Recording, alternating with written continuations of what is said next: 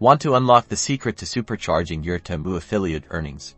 Let's dive into how to find those hidden offer gems that will boost your profits. First, open your Temu app and navigate to the affiliate program section. Usually, you can find this in your account settings. Look for a profile icon on the bottom, scroll down and there should be an option. Next, look for tabs labeled campaigns or promotions. This is your treasure trove of special deals. Tap on it, because this is where Temu posts specific, limited-time offers. Here, you'll see a list of current campaigns. Pay close attention to the commission rates and the product categories included in each campaign. Higher commission rates mean more money in your pocket.